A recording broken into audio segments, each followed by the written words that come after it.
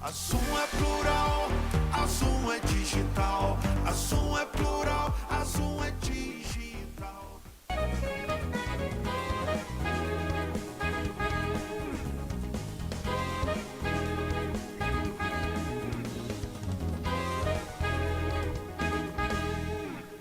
Boa noite, caros telespectadores. 9 de agosto, mais uma vez pensando em entrar na casa de vocês, procurando trazer assuntos que eu entenda sempre que seja do interesse da nossa região, né, da nossa cidade. Claro, inicialmente agradecendo o carinho da audiência de vocês, né, estão sempre presentes aqui no Pensando. E assim nós vamos tocando. Quem tem acompanhado as últimas semanas do Pensando, sabe que ele tem se dedicado às eleições municipais de 6 de outubro. E assim continuará a partir da próxima semana com entrevistas com os candidatos a prefeito. Considerando que essas entrevistas necessitam atender a legislação eleitoral, obrigando a uma reunião prévia com os candidatos, com seus representantes, reunião que foi realizada na data da gravação desse programa, quarta-feira, 7 de agosto, apareceu uma janela para eu explorar um tema que parece que muita gente sabe tudo, né? Mas que muitos historiadores afirmam que não aconteceu com a simplicidade que nós achamos, né? As origens da nossa Nova Friburgo. Com o objetivo de aprender um pouco mais sobre fato desconhecido pela grande maioria dos friburguenses, estou recebendo um pesquisador e historiador que vem estudando as origens da nossa cidade há muitos anos. Daqui a pouco vocês saberão quem é ele, tá bom? Enfim, este é o tema do programa desta noite. Será que Nova Friburgo surgiu apenas devido ao conhecido decreto real de Dom João VI? Será? Vocês vão descobrir que não, tá bom? Antes de entrarmos no tema, a costumeira frase, um lembrete.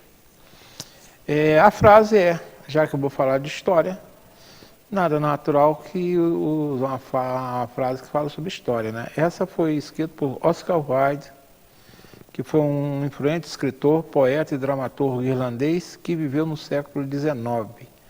Ele disse o seguinte: todos sabem fazer história, mas só os grandes sabem escrevê-la. Todos nós fazemos história, né? O dia a dia da nossa vida é uma história. Mas só os grandes sabem escrevê-lo, né? Aí que separa, como diz o outro, os meninos dos homens, né? Ou das mulheres, né? Tá bom? O lembrete agora, que tem a ver com o que eu já iniciei no programa. A partir do próximo dia 16, o Pensando Nova Friburgo iniciará uma série de entrevistas com os 6 candidatos a prefeitos que tiveram seus nomes aprovados em convenções. Conforme informei quando eu conversei com os pré-candidatos a prefeito, também em 6 edições, se naquelas entrevistas eu foquei nos pré-candidatos, as próximas entrevistas focarão nas propostas de cada um para temas que eu apresentarei para eles, tá? As entrevistas irão do próximo dia 16 até o próximo dia 20 de setembro, ficando a data de 27 de setembro reservado caso ocorra algum problema técnico em relação à gravação e exibição que impeça pelo menos um programa em ROA. Se acontecer com mais de um, não vou fazer nada, né? Porque a legislação eleitoral não me dá trégua. A ordem de apresentação foi definida em sorteio nesta quarta-feira, contando com a presença dos candidatos ou de seus representantes. O programa Cidade Real também conversará com os candidatos na ordem inversa às apresentações do Pensando. O sorteio obedeceu essa lógica, né? Para que não fique havendo coincidência, né? Isso só acontecerá numa semana porque não teve jeito, né? A linha que foi, numa hora cruzou com a linha que voltou. Mas tanto o Pensando quanto Cidade Real, pela quarta eleição consecutiva, conversará com os candidatos a prefeito, com os 6 candidatos, tá? E acredito que dessa forma, com essa, digamos, entrevista no Pensando Nova Friburgo e na Cidade Real, isso poderá ajudar o eleitor friburguense a embasar os seus votos em 6 de outubro próximo, tá certo? Conto com a audiência de vocês a partir da próxima semana, porque se nós analisarmos, dos 6 candidatos que passaram por convenção, 3 deles já foram candidatos 2020, mas os outros 3 não foram. Então será a oportunidade de rever candidatos de 2020 que buscam a eleição de 2024 e 3 que ainda não participaram desse certame, tá bom? Conto com vocês a partir do próximo dia 16 até o dia 20 de setembro. Enfim, agora vamos para o tema da noite. Será que Nova Friburgo surgiu apenas devido ao conhecido decreto real de Dom João VI? Está aqui comigo Braulio Batista, pesquisador, historiador e colunista do jornal Nova Friburgo Digital, a quem eu agradeço a presença. Eu sei que ele deve estar cansado, porque trabalhou bastante. Tá? Obrigado por ter vindo, boa noite. Boa noite, Modesto. É um prazer, é uma honra muito grande estar de volta aqui no seu programa. E vamos tentar esclarecer algumas dúvidas que perpetuam na história. Bem, vamos começar. Eu lembro que... Nem lembro, né? Nessa época era bem jovem ainda, mas não se interessava tanto por isso, né? Mas lendo alguns compêndios aí dos 150 anos de Friburgo, na época tinha uma discussão muito grande sobre se Friburgo deveria comemorar o seu aniversário em 16 de maio, que foi a data da assinatura do Decreto Real em 1818 por Dom João VI, né? Que autorizou a vinda dos suíços para Nova Friburgo, né? Ou se em 3 de janeiro de 2020, quando foi criada a Vila de Nova Friburgo, né? Essa história hoje não se ouve muito mais não, né? Parece que 16 de maio se consolidou. Mas você, que é um pesquisador, sim, que vive buscando história, você quer entrar nessa discussão? Bom, Modesto, hoje a gente comemora no 16 de maio por questões, eu diria assim, ilustrativas, né? Porque é melhor você ter uma presença real, né? Friburgo ainda é a única cidade brasileira que a gente tem conhecimento que foi criada por um decreto do rei, né? Mas tem a parte administrativa, a instituição da vila. A vila, ela dentro da Gazeta, tem toda parte, a Gazeta do Rio de Janeiro, era como se fosse o diário oficial daquela época. Criado por Dom João VI quando ele chegou, sim, né? Exato. Toda a administração pertinente era publicado na Gazeta. O que acontece? A gente, quando pesquisa, você não consegue achar nada sobre Nova Friburgo dentro da Gazeta a partir de 1820. Né? Anteriormente, você não consegue identificar. Isso me levou a pesquisar também, dentro desses 30 anos de pesquisa sobre Nova Friburgo, o que acontece. É muito mais bonito e assim, interessante ter esse aspecto da corte, essa visão da corte. Então, o decreto que o rei assinou criando a freguesia, né? Que a gente não pode afirmar que foi vila, porque aqui já existia uma vila, né? No local já existia uma vila, não tão distante na idade, né? Porque era a vila de São Pedro de Cantagalo, que foi criada em 814. O que acontece? Anteriormente, onde que talvez a gente vai chegar a abordar, né, se o tempo permitir, existia outra vila de 1620, que se chamava Santo Antônio de Sá, que era responsável pela administração do Sertão do Leste. É a região que compreende Cantagalo, Nova Friburgo, Sapucaia, Teresópolis, a parte, vamos dizer assim, para acima, né, do Vale do Bom Sucesso, Água Quente, a parte do norte de Macaé. Isso tudo pertencia à vila de Santo Antônio de Sá. Itaboraí, né? Com a criação de Cantagalo em 814, existia um aglomerado de portugueses já na região, né? A gente vai entrar nesse tema e nós vamos chegar a comentar isso. A data de aniversário, ela foi optativa, porque Friburgo é muito mais velha do que se imagina. A região de Cabo Frio, né? Eu cheguei a participar de alguns eventos em Cabo Frio que isso comemorou 500 anos de Cabo Aqui Frio. são 1503, não é? Sim, exatamente. Cabo Frio foi o segundo ponto que os portugueses tocaram, né? Que eles conseguiram zarpar das naus, foi Cabo Frio. Depois de Ilhéus foi Cabo Frio. E ali se instalou uma feitoria. Eles tinham o objetivo de exploração do pau-brasil, que foi a primeira descoberta, a riqueza que eles encontraram primeiramente foi o pau-brasil, e montaram uma feitoria. Então Cabo Frio ficou antes mesmo até do Rio de Janeiro, né? O Rio de Janeiro é uma cidade mais, vamos dizer assim, mais nova. Eles comemoram em eu acho que 65, né? Porque ficou muitas datas administrativas, né? No caso de Friburgo, a data administrativa é 3 de janeiro de 1820. Mas você aí, digamos, nessa celeuma toda aí, você está dando uma volta e não me respondeu.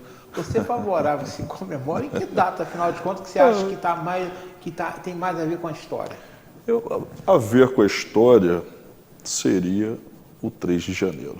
Ou seja, essa corrente tem mais a ver com os fatos, né? Tem mais a ver com o que, por exemplo, está publicado na Gazeta do Rio de Janeiro, né? Foi exato. quando a vila foi desmembrada da vila de Cana, deixou de ser freguesia e passou a ser uma vila, isso. que eu não sei nem qual o nome, qual o nome inicial? Inicialmente era São João Batista de Nova Friburgo. Então a vila foi criada em 3 de janeiro de 1820, chamava-se Vila de São João Batista de Nova Friburgo. Sim, a princípio era freguesia de São João Batista, nem existia o termo Nova Friburgo. Esse aí, quando é que ele entrou nessa história, Nova Friburgo? Entrou a partir da chegada dos suíços. A chegada dos suíços do final de 819 e o início de 820. Essa chegada dos suíços do canton de Friburgo gerou São João Batista de Nova Friburgo. O primeiro nome foi São João Batista. São João Batista. E se todo mundo acha que foi homenagem ao São João Batista, eu acredito que foi mais a Dom João VI. A Dom João VI, sim. Ele aproveitou a Igreja Católica para botar o nome dele na vila. Eu acho até que não é razoável, né? Que foi ele que criou por decreto, né? Sim, a tradição portuguesa, o caso, a gente está falando de antiguidade, um exemplo, São Sebastião do Rio de Janeiro, né? Portugal tinha perdido o rei Dom Sebastião. Sim. Sumiu lá foi na Argélia. Na Batalha de Alcerque. Sim, se eu não me engano foi na Argélia que aconteceu isso.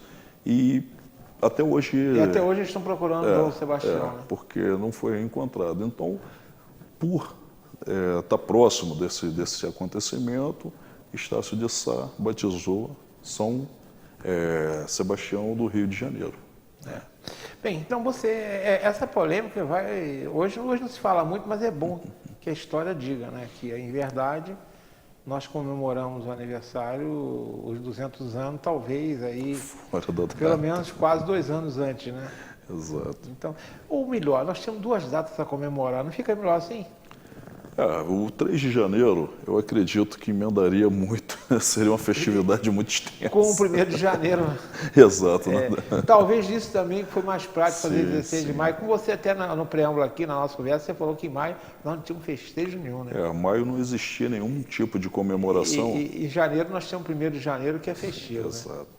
Agora, como informei na pergunta anterior, o surgimento de Nova Friburgo pode ser contado somente a partir do decreto do rei Dom João VI, ou tem mais história para contar?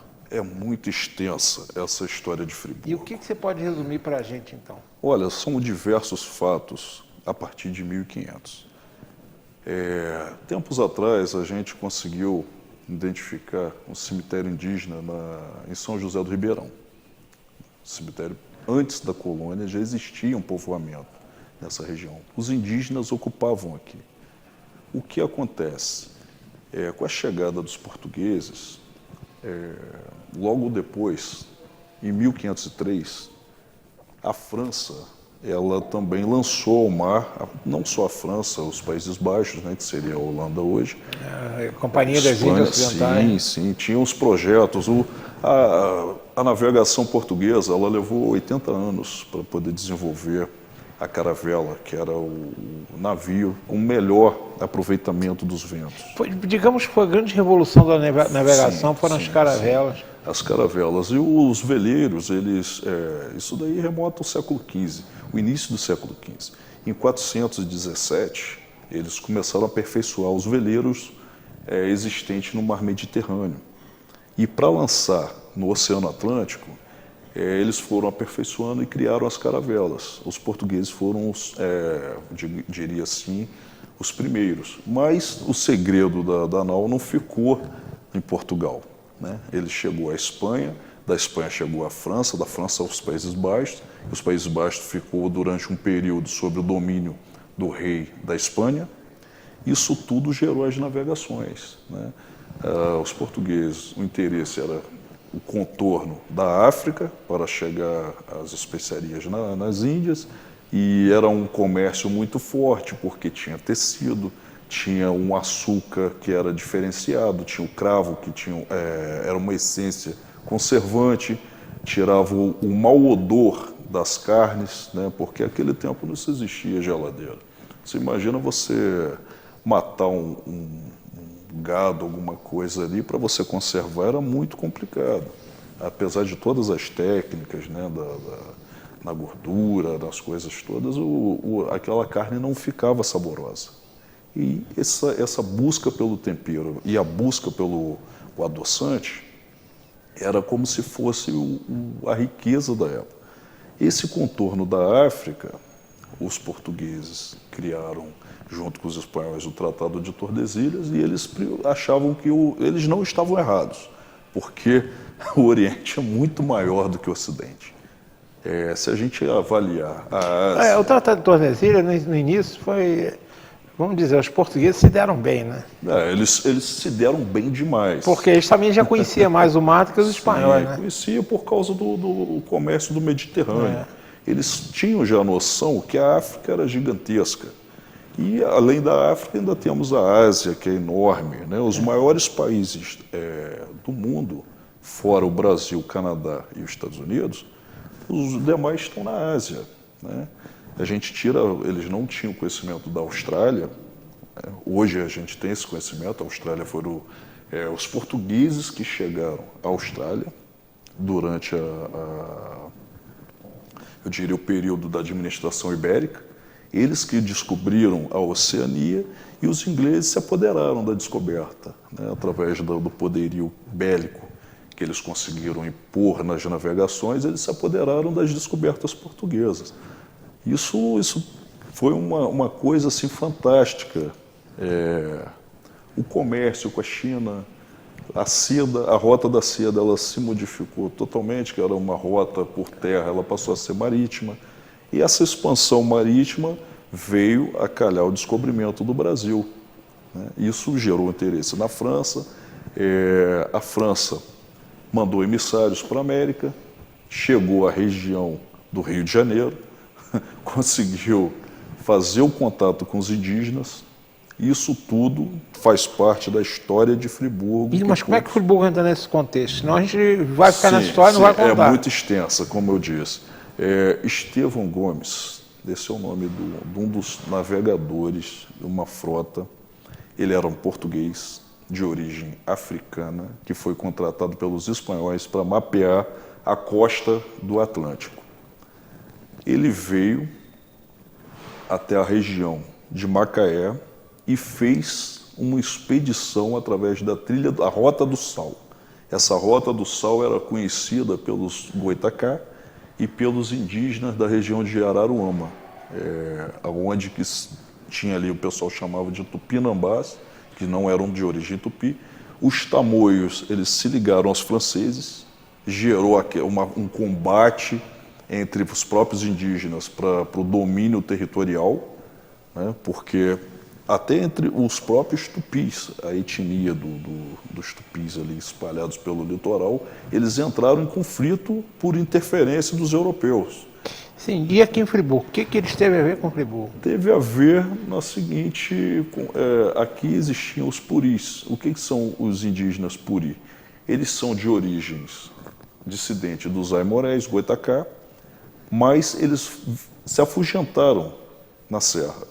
eles já ocupavam essas serras há mais de 2.000 anos. Ou seja, Friburgo já foi habitada há mais de 2.000 anos com registro, né? Sim, com registro. Pela nação puris. Pelos puris, que os portugueses apelidaram no início de coroados, por conta de ornamentos nos cabelos, né? Coropós, porque os coropós eles tinham um outro tipo de atitude, os puris eles eram nômades. Então, entre o sul do Espírito Santo, o sul de Minas Gerais, essa região serrana do Rio e uma parte nordeste de São Paulo, existiu essa etnia puri. Mas então, agora a gente sabe que os índios estavam por aqui. Eu não sei como é que se dá com esse frio desgraçado que às vezes dá aqui, né?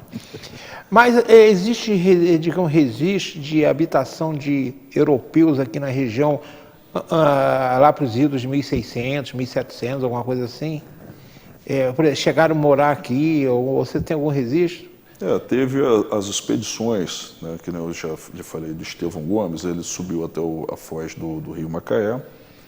Ele foi até a foz do Macaé, lá no Verdun? Sim, isso ficou registrado em carta náutica da época. Sim, foi o caminho dos outros portugueses. A partir de 530, na ocupação, na verdade, os portugueses, até então, o Brasil não tinha ocupação. Até 1530 vieram algumas expedições esporádicas, sim. Pararam aqui no Rio, Santa Catarina, mas parar mesmo de tentar, digamos, estabelecer pessoas, pelo que a gente sabe, só a partir de 1530 começaram, digamos, a ocupação da terra, né? Exato. Foi o caso de Afonso de Souza, né? Ele trouxe diversos técnicos, criaram a Vila de São Vicente, é a primeira vila oficialmente criada. Em São Paulo, né? Que São está lá Paulo, até hoje sim, bonitinho. Sim. Essa vila ela administrava praticamente o Brasil inteiro. Né? O que a gente conhece, não diria o território de hoje, mas uma parte nordeste e sudeste era administrado pela Vila de São Vicente. Com essa chegada do Afonso de Souza, começou algumas expedições, eu não diria de povoamento, mas de reconhecimento. De reconhecimento, né? Buscar saber informações de recursos. Exato. Não povoaram, mas o que aconteceu? Eles começaram a fazer o contato com os indígenas. Né? Os contatos com os indígenas a partir de 1530, na região de Friburgo, principalmente assim com maior intensidade, Cabo Frio, a Praia Grande, que hoje é Niterói, né? O próprio Rio de Janeiro. E aqui em Friburgo só começa a ter, vamos dizer assim, uma ocupação temporária, uma instalação temporária a partir de Mendes Sá, quando ele começa a criar alguns tipos seria patrulha, para não permitir que os franceses se instalassem ou tomassem. Porque, querendo ou não, Villegaignon, né? Sim. Com a chegada dele aqui, assustaram os portugueses. Opa, tem gente de olho grande no território brasileiro. Aí eles passaram a dar mais atenção, né? Porque os franceses chegaram a administrar uma parte muito extensa do território, não só os franceses. Como eu lhe disse, a história é muito extensa. Né? Os holandeses estiveram na Bahia, em Pernambuco, os holandeses, muitos anos. Né? Eles eram sócios dos portugueses. Eles não vieram como invasores. Eles vieram como sócio dos empreendimentos portugueses. Só que a partir da modificação da guerra entre a Espanha, ela entrou em guerra com vários povos. Entrou em guerra com a Inglaterra, entrou em guerra com os Países Baixos, com a França.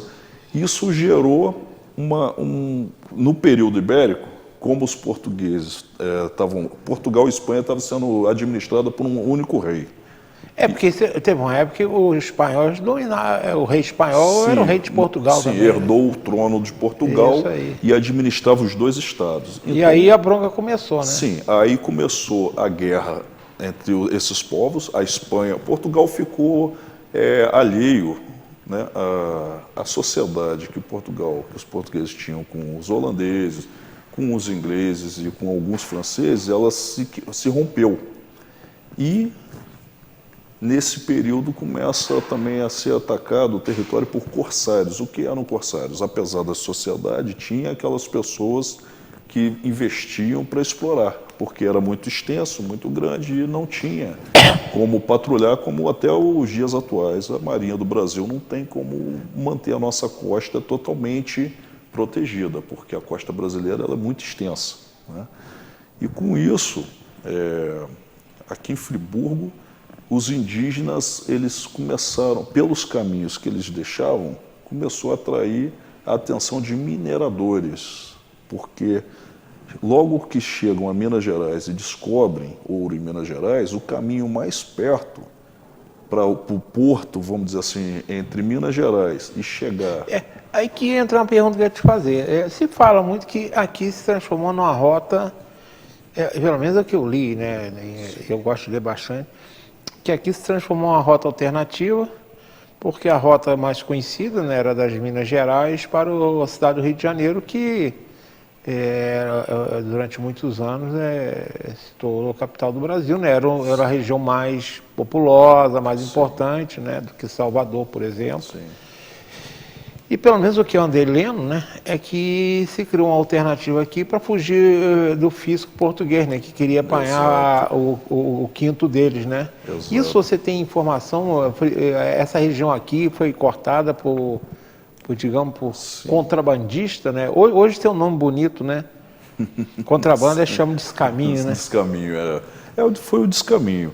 Na realidade, Modesto, eu consegui, a gente, nesse período, nós conseguimos vários documentos constatando algumas coisas assim que a gente tinha uma história muito romanceada. Uma história que era contada por jornalistas, por escritores de livros. Isso dava um leque para várias coisas assim que a gente não achava, não conseguia buscar. E o mundo acadêmico... Você, como pesquisador, você não conseguia achar. A gente não digamos, conseguia. Romance, né? Ou ficção, se quiser chamar. Era. Porque o que aconteceu comigo? Eu comecei a procurar a origem de Friburgo e não conseguia achar. Eu achava muito romance, aquela história do ouro, mas que ouro é esse que até hoje mineradores vieram para cá, né? Vieram diversos mineradores, ingleses, austríacos, principalmente austríacos, estudiosos, pesquisadores. Eles passaram em Friburgo. Até um alemão naturalizado russo, que ele foi embaixador russo. Então, não, eu acho que ele deixou, inclusive, geração aqui. Langsdorff, Georg Langsdorff, que, pelo que eu sei, deixou descendente filhos, em Friburgo. Exato. Ele teve aqui, nessa região, e ele era um cara inteligentíssimo, um cara conhecedor de minerais, conhecedor de botânica, de zoologia, o cara era fera. E ele não conseguiu achar nenhum indício de pedra preciosa, de ouro, de nada aqui nessa região. Isso começou a me deixar um pouco encucado, porque eu não conseguia achar essa explicação de mineração na região, nas minas de Cantagalo. Mas, de qualquer forma, o caminho entre as Minas Gerais e Cabo Frio, esse existiu mesmo. Esse existe, digamos... Rota do Sal. Seria hoje, a gente... E você, grosso modo, passaria por onde hoje? Hoje existia um projeto da década de 50 chamado BR-120. Essa BR-120 ligaria Arraial do Cabo à zona da Mata de Minas. Só que é um projeto que foi suprimido em decorrência da criação da BR-116, que é essa rodovia federal que passa por Teresópolis, a Rio Bahia. Sim, a famosa Rio Bahia. Rio Bahia. Essa parte que deixaram a BR-120 de lado, ela surgiu como rodovias estaduais, né? É a RJ-140, a RJ-142 Serra Mar. A famosa Serra Mar nossa. A 144 que pega essa 144, ela surge na 142, ali naquela região. Estrada das Flores, de Vargem Alta. Ah, sim, Vargem Alta, ali no Estuqui. Isso, ela surge ali e termina na confluência da 148 no Carmo. Dali já atinge Minas e pega a BR. Então, isso seria uma rota que era usada... Sim. Documentalmente você descobriu isso? Descobri. E lá para os idos de 1700 e alguma coisa? 720. Isso, o que ocorreu? Ou seja, passavam gente por aqui. Passavam tropas E não eram índios, né? Não eram indígenas, mas eram provavelmente portugueses. Mineiros, mineiros. Né? Sim, porque eles já usufruíam dessa trilha decorrente de ser uma trilha indígena. Né? Eles já usavam essas trilhas, já conheciam, tinham conhecimento, tinham as rancharias, tanto que o vice-rei, Luís de Vasconcelos, ele manda criar a terceira intendência de quartilheiros da corte. Esses quartilheiros eram como se fosse a polícia, né? Eles identificavam, tanto é que existe a história do Tiradentes ter passado por Friburgo. Se fala, né? Sim. Tiradentes, que ele não passou por Friburgo, existe a lenda que ele nem morreu, que se escondeu ao amparo, e por aí vai, né? A gente não tem essa documentação porque muitas coisas foram destruídas, né? Muitos documentos, muitos se perderam, alguns pergaminhos. Aonde que a gente consegue conciliar uma história oral, que vai passando as gerações, a parte documental e muitas coisas que a gente vai conflitando, o histórico, o propriamente que a gente vai procurando e vai pesquisando, vamos encontrando outras informações que vai concretizando essas partes historiográficas. O Tiradentes, ele pertenceu à terceira intendência. Ele foi militar, né? Sim, foi militar. Foi muito complicado para conseguir chegar. Por quê? Porque os relatos dos capitães não diziam os caminhos, né? Eles relatavam, escreviam cartas ao vice-rei, o vice-rei avaliava ou mandava reforços financeiros ou materiais, humanos, né? Pessoas ali para compor um certo contingente de não escravizados, de voluntários negros, né? A gente conseguiu chegar a isso também, que tinham voluntários nas tropas negros que não eram escravizados, tinha escravizados, negros e indígenas, e tinha degredados, que eram usados como serviçais para transportar. Degredado era a turma que Portugal não queria lá, mandava para cá, né? Isso, exatamente. É muito extenso essa pesquisa. Quando a gente conseguiu alguns documentos da igreja, né, não conseguimos praticamente as partes assim mais antigas, porque eram manuscritos e o tipo de tintura, o tipo de tecido... Já se perderam, né? Se perdeu, a celulose não tinha uma qualidade adequada. Muito estava armazenado em locais inapropriados, que eu tive em Petrópolis, a gente teve na São Pedro de Alcântara. O material de lá estava cheio de brocas, a gente não conseguiu salvar. Se botar, desmontava. Sim. O que me revelou o melhor esclarecimento foi as atas da Câmara de Vereadores, que quase por pouco não foi para o lixão.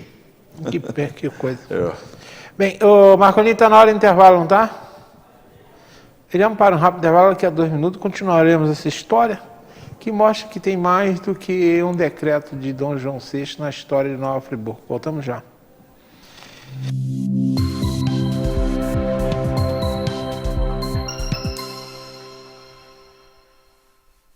Realize seu projeto de vida no Residencial Gardênia, pertinho das mais variadas opções de comércio, serviços e entretenimento, oferecendo muito mais praticidade para o seu dia a dia. Apartamentos de 2 ou 3 quartos com excelente acabamento, prédio com elevador, garagem coberta e salão de festas, tudo planejado para proporcionar a qualidade de vida que sua família merece. Venha descobrir todas as vantagens de morar no Vila das Flores. Ligue 2522-1329 e agende sua visita. Construção e venda Gemini Engenharia.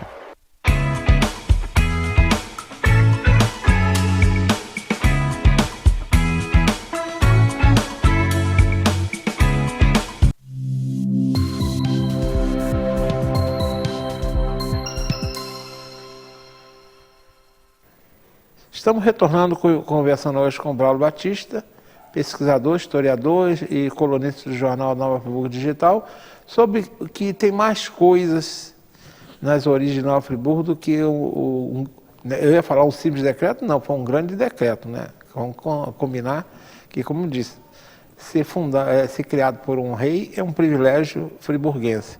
Agora nós voltamos. Você já deixou claro que Friburgo nós tínhamos aqui a nação Purique, os coroados, que seja, e nós temos até uma carta cartográfica que eu tive acesso, você conheceu o saudoso, uma pessoa que eu tinha um carinho muito grande, Rafael Jacu.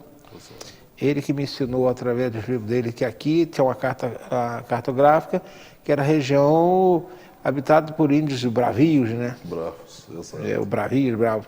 Agora, os suíços chegaram aqui em 1819, início de 1820. Quando eles chegaram aqui, os portugueses falaram para os índios que estavam aqui, ó, vocês somem que vão entrar suíços, ou os suíços conviveram bastante tempo com os índios. Você tem informação sobre isso? Porque fica a ideia de que os suíços chegaram aqui, encontraram uma vila sem ninguém, né, os 1.600 e poucos suíços, não tinha ninguém por aqui. Depois nós soubemos mais tarde, né, em censos que foram realizados, que tinha população negra aqui, muitos, e escravizada, mas você não vê falar muito em população índia depois dos suíços. Eles continuaram por aqui, chegaram a ver essa convivência entre negros, suíços e logo em seguida alemães e os índios? Conviveram, né? Os suíços conviveram com muitos indígenas, com negros, com austríacos. Hoje, a gente falando dessa forma, hoje existe 3 nações que naqueles tempos não existiam. A gente fala da Suíça, não existia a Suíça, era a Confederação Era a Helvética, Confederação Helvética, né? que devia obediência ao imperador da Áustria, Isso. do Sacro Império Romano-Germânico, Isso. que era a Áustria, né? Então, o que acontece? Quando a gente começa as pesquisas, o primeiro povo não indígena a chegar no Friburgo foram os portugueses. Aí, na consequência do convívio entre Portugal, aqui era a América Portuguesa e o resto da América, América Espanhola. Isso. O Brasil foi o único país, a região que ficava, né, a oeste das Tordesilhas, né? Exato. Foi a única, todo o resto, tanto é que todo o resto da América Latina habla espanhol. Sim, mas os espanhóis têm o segundo povo europeu a passar por Friburgo são os espanhóis. Foram espanhóis. Espanhóis, com os padres jesuítas, que grande parte eram espanhóis. Como eu disse, né, não existia a Suíça, não existia a Itália, não existia a Alemanha, que a gente conhece hoje. Nesse decorrer, a gente falou aqui dos Países Baixos. Os Países Baixos tinham muita interferência com os austríacos, que ficou sob alguns tempos sobre o Império Austríaco. O idioma alemão, ele foi muito falado no centro da Europa. A própria França, a região oriental da França, chegou um período... A região da Alsácia mesmo. Alsácia, sim. Aquilo ali era da Germânia. É germânico mesmo. A Germânia era enorme. Né? A Polônia, Hungria. Então, a gente, quando trata de história, principalmente o pesquisador, o mundo acadêmico ele vai direto à fonte que já existe. O pesquisador vai além. Foi o meu caso. E eu comecei a questionar isso. Falei, poxa, peraí, mas aqui tinha indígena, chegaram os portugueses foram acompanhados de espanhóis, e a gente chega ao período, eu não diria tão triste, né, porque a escravidão ela é deprimente para qualquer indivíduo. Claro. Né? Apesar dela vir com a... Desde que o mundo é mundo, a gente Sim, mas conhece. aqui não teve só negros escravizados, que nem eu já falei. Nós tivemos índios escravizados. Tivemos indígenas escravizados, tivemos degredados que praticamente eram... Que eram escravizados, né? Eram presos que tinham que trabalhar para sobreviver, né? Não ganhavam soldo, não ganhavam nada, né? E esse tratado, o decreto de Dom João VI, ele teve muita interferência da imperatriz Leopoldina. Que era austríaca. Austríaca, preparada para a administração. Fala-se que ela era mais administradora do que... Sim, do que Dom Pedro. Foi esposa de Dom Pedro, o casamento real, né, que a gente... Ele foi conhecê-la quando ela botou o pé aqui. Casou antes de conhecer. Conhecê-la antes de casar, casou por procuração. Casou por procuração. É coisa muito comum. Era comum na época, né? Os acordos de domínio de terra, né? Exato. Então, o que acontece? essa interferência da Leopoldina, ela, por sugestão, ela vai até o rei, e o rei acata essas sugestões e resolve trazer povos. Não significa porque o povo era branco, não tem isso, isso aí é mito, né? Isso é senso comum. Não foi para clarear a população, foi os especialistas que faltavam na região, né? O Langsdorff, ele trouxe uma equipe de serralheiros, pessoas que mexiam... Artesãos, né? Artesãos, a habilidade, né? Do artesão. O serralheiro, ferreiro. Sim, é o cara que mexe com o que faz, pega o minério, transforma no ferro, transforma pega a madeira, faz a roda de madeira, reveste ela com isso, exato. Que tinha habilidade para lidar com as ferramentas. Habilidades manuais e intelectuais, né? Exato, lidar com a ferramenta, lidar com a tecelagem. Isso, a cultura africana, eles têm os meios, mas não é a cultura europeia, né? As vestes da África eram diferentes. Eles não conseguiam lidar com o tipo de algodão que existia. A fiação ela é de origem europeia. O bordado de sisal é africano. Então é bem diferente o tipo de roupa. Até porque, vamos pensar, né? A Europa tem um clima totalmente diferente do clima africano, né? Exato, então, as vestes não poderiam ser iguais mesmo, né? Então, essa empreitada foi para trazer habilidosos, né? Não só para a parte industrial, né, que seria a parte agrícola, mas também de combatentes para a formação da defesa. Até porque tinha na época, os ingleses não estavam a fim de concorrência, né? Sim. Eles proibiam que os países se armassem, né? E o que se fala é que os alemães que vieram, a boa parte, eram, digamos, colonos mercenários. Tinha os mercenários e tinha, junto aos mercenários, vinham os familiares dos mercenários, que eram agricultores. Que chegaram aqui em 3 de maio de 1824, comemorando agora 200 anos. Ainda tem essa celeuma danada, né? Friburgo, São Leopoldo. Eu vou te justificar a chegada dos suíços, nós vamos entrar nesse mérito dos alemães. Mas de qualquer forma, então, os suíços conviveram um bom tempo com os indígenas aqui, né? Conviveram porque aqui já existia. Agora, engraçado, né? A gente não vê traços indígenas na população de Friburgo, né? Exato, Modesto. Agora é o ponto-chave. O que aconteceu? A política da época joanina era de aldeamento, era de retirar os indígenas, principalmente os indígenas que não aceitavam a dominação. Os puris, eles eram nômades. Isso causava um certo transtorno ao colono, né? Por quê? Porque eles invadiam as plantações, o índio ele colhe da terra. Isso amedrontava... Onde tinha comida ele ia. Exato.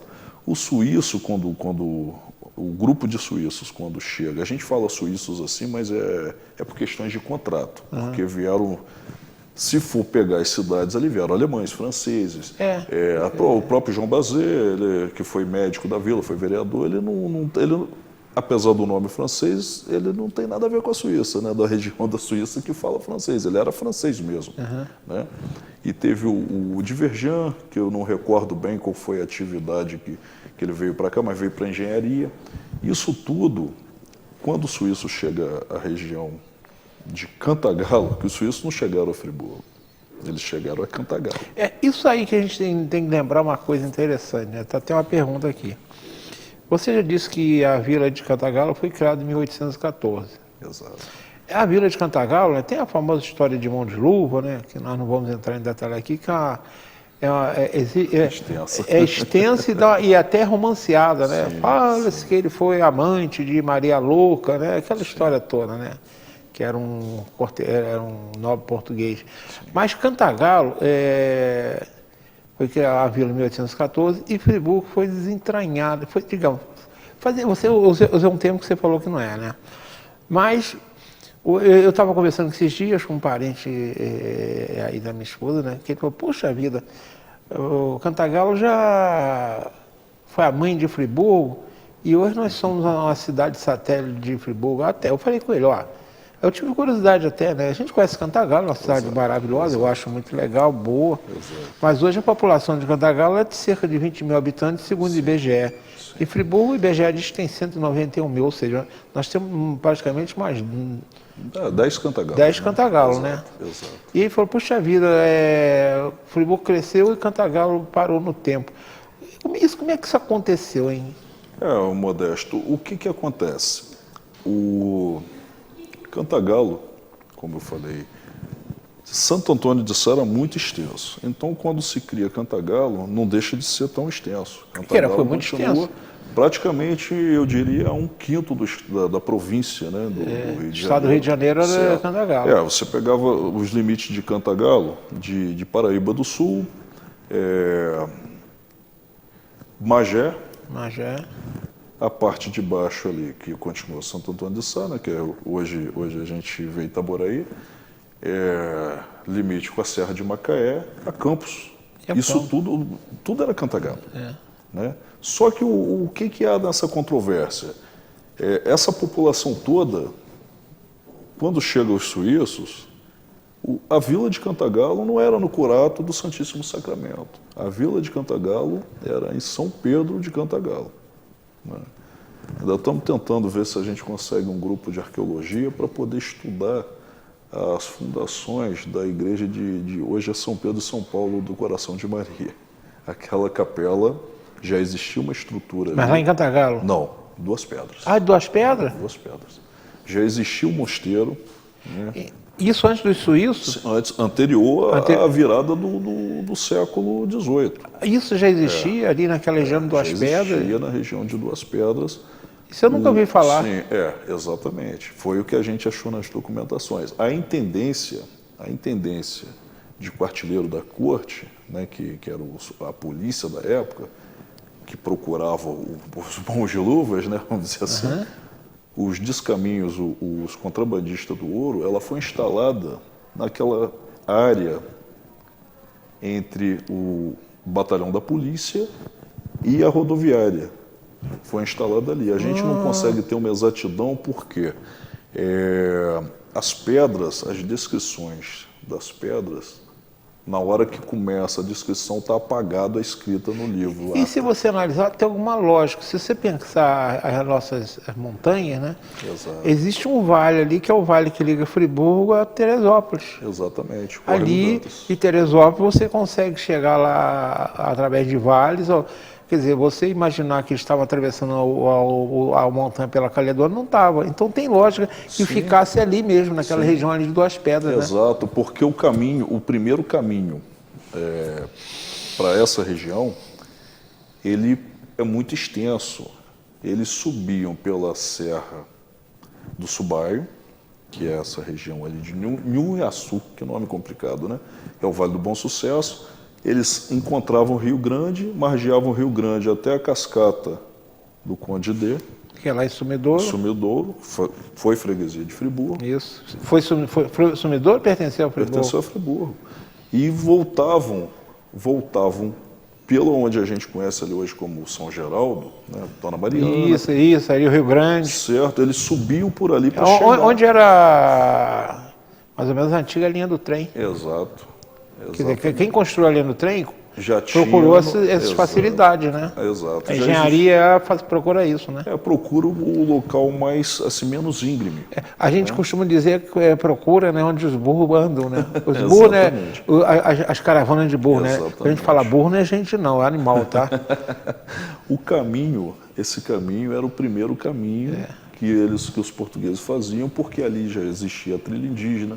A gente conseguiu, infelizmente, eu não sei que destino tomou, alguns apetrechos dos indígenas que ocuparam aquela região. Tava com Carlos Jaime. Carlos Jaime Jacó. Que outro grande pesquisador. Ele que fez uma pesquisa ampla nas atas da Câmara. Sim, como eu tinha iniciado, essas atas iam para o lixo.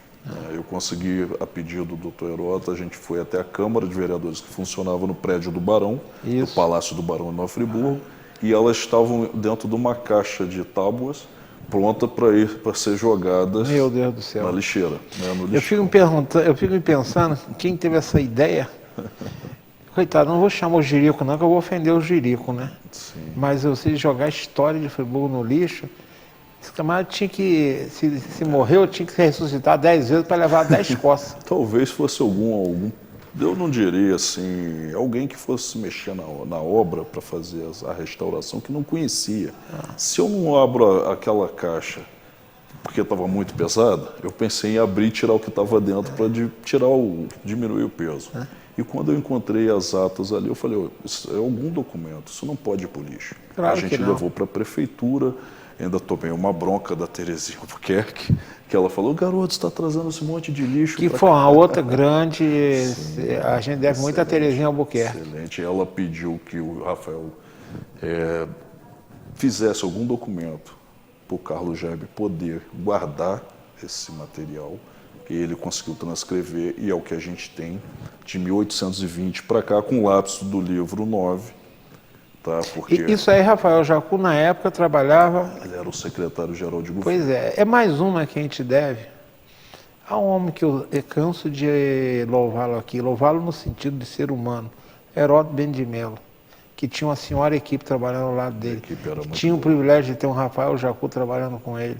Sim, foi uma equipe muito boa. É. E com isso, Modesto, o que acontece? A gente conseguiu essa documentação que anterior a 1800 já existiam essas instalações em Friburgo. Eu nunca soube disso, engraçado, né? É porque o mundo acadêmico ele só vai replicando. O pesquisador... Eu leio um livro, replico aí, Exato. e pior quando você lê um livro e resolve criar por sua conta e risco, né? Exato. Uma história maior, aí dá um bocadinho, vira um álbum de ficção mesmo, né? Vira ficção, mas o mundo está mudando, né? Os acadêmicos estão... Eu estou gostando agora de alguns trabalhos que as pessoas estão passando a pesquisar, porque quando eu senti essa diferença na história que eu vivia pessoalmente e lia outra, eu comecei a ir mais a fundo. E foi aonde que a gente conseguiu essas documentações da ata, alguns documentos, que nem eu disse, da Igreja de Petrópolis, da Igreja do Santíssimo Sacramento em Cantagalo, a mudança da vila de Cantagalo para o Curato do Santíssimo Sacramento. E o Curato, explica? Curato era um tipo de administração portuguesa. O Curato era abaixo da freguesia. Aham. Era uma capela que eles davam essa incumbência ao padre de organizar, de realizar os votantes, de quem podia votar. Ele... Era um administrador que... É porque nós tivemos uma época, tem que lembrar que Sim, durante muito tempo a igreja e o Estado se confundiam, né? Sim. A igreja administrou muito, principalmente a igreja católica.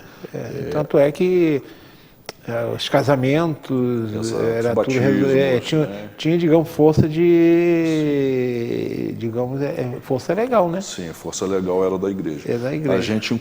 Nós encontramos assim muitas divergências em termos de batismos, né? Tem relatos assim que fogem à realidade descrito ali. Por quê? Porque as datas se conflitam, né? Tem pessoas que foram batizadas já com 20 anos. Aí Sim. não tem como a gente reconhecer que a pessoa nasceu já. Você não sabe quando nasceu. Exato. Isso dá uma certa intranquilidade para o pesquisador, porque a gente tenta procurar o mais próximo possível, e na hora de você transpor isso para a história, você não pode transpor como uma verdade exata. Não existe aquela verdade exata. Você não tem um dado, isso aconteceu. Agora nós estamos já chegando aí nos minutos finais, eu estava rápido. Você fez questão até de colocar no seu nome pesquisador. Você é um pesquisador, como você disse. Você não aceita simplesmente ser um contador de história, que eu acho importante. Sim. Mas quando ela você hoje já falou em algumas fontes. Como é que você consegue... Como é que você escreve uma coluna, que eu sugiro que se leia, a coluna... Mudou de nome agora, né? Não, mudou só um pouco o formato dela, da foto. Me pôs uma foto um pouco mais... Isso, mas o nome é Raízes da Terra, né? Raízes da Terra. Ele escreveu uma coluna chamada Raízes da Terra no Jornal Nova Friburgo Digital, que eu gosto, é das primeiras que eu vou lá ler, porque eu adoro história. Eu gosto de conhecer, é bom de saber das nossas origens, né? Você falou mesmo na família espanhola, eu trabalho com a família espanhola, a família Ruiz, são famílias que construíram Friburgo, né? Exato. E os espanhóis também. Mas você já falou, as suas principais fontes de pesquisa hoje estão aonde? O meu primo, ele hoje é o diretor da Biblioteca Nacional, o Elton Gomes, né? E a gente troca muitas informações. Hoje eu estou com uma ramificação de pesquisa. Tem o Wolfgang Miller, Gustav Miller, alemão, foi prefeito da cidade de Freiburg, na Alemanha. Ele me forneceu muitas coisas que eu até então não tinha da Alemanha. Tenho amigos na Suíça, né, dentro da Friburg, Suíça, que nós temos 3 Friburg. Tem uma Friburgo alemã? Nós temos Friburgo alemã, Friburgo francesa e Friburgo suíça. E nós temos, eu achei interessantíssimo, na Mauritsstad, né? Foi uma cidade que criaram dentro de Recife, que os holandeses criaram. E a entrada da cidade se chama Friburgo. Ah, é? Né? Isso daí a gente só vai encontrar nos livros holandeses, né? Porque são histórias que a gente não conhece aqui da região. E tenho amigos, né? Hoje o meu leque de contatos, eu estou conseguindo quase chegar na China. Na China? Na China. Né? Eu descobri chinês aqui em Friburgo também, né? Tem bastante. Bastante, tem. Algumas palavrinhas eu até aprendi, né? Agradecer. Mas, eu mesmo conheço pelo menos um. Sim. Por quê? Quando a escola dos análises, eles limitaram demais a historiografia. A escola? Dos análises, que é do Marc Bloch, né? A escola francesa. A escola né? francesa. Quando a gente extrapola esse direcionamento francês, a gente descobre a África, descobre a Oceania, descobre o Japão, descobre a China, descobre a Rússia, né? O Oriente da Europa. Isso a gente não tinha vamos dizer assim, esse contato. A nossa história brasileira é simplesmente delimitada pelos franceses. Ou seja, era a história que os franceses contavam para a gente. A gente pega um livro de história aí da década de 90, e a Revolução Francesa, a Revolução Americana, e a África está onde nessa história? Não existia. A África é uma rica história, né? Sim, a história da África é riquíssima. Influi em Friburgo. A história africana influi em Friburgo. Claro, claro. Hoje a gente vê eu vejo aqui na praça, a Pan-Africana seria um absurdo, porque são vários povos africanos. Isso aí. São vários povos africanos que aportaram aqui. Você não pode juntar e fazer um povo só. Como Pan, Exato. como se tivessem uma origem só, né? Não é uma só origem, né? A gente teve aqui nigerianos, angolanos, moçambicanos, sul-africanos, congoleses, né? O pessoal de Serra Leoa. Nós tivemos vários. Que lá eles tinham um comportamento totalmente diferente um do outro. Exato. Não é uma cultura homogênea. São culturas totalmente diferentes. A gente não vive só da feijoada. Claro. Tem outros tipos de alimentos. Que, lógico, o mais fácil ele vai prevalecendo em relação aos mais difíceis, né? A exploração. A verdade tem muita coisa para se contar, né? A história é muito ampla, Modesto. Você disse mesmo. As nossas origens, né? Tem muita coisa. Nós estamos chegando aí ao final. Foi um papo muito saboroso, né? Mas a televisão tem tempo.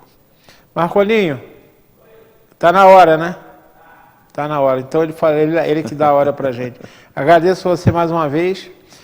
Braulio, obrigado por você ter vindo. Eu aproveitei uma janela, porque esse ano a gente está falando de política. Vamos começar a falar na próxima semana e vamos até as eleições. E depois das eleições, aí a conversa será com os eleitos, né? Então, esse ano de 2024, provavelmente agora até o final do ano, vai ser dedicado praticamente à política friburguense, tá?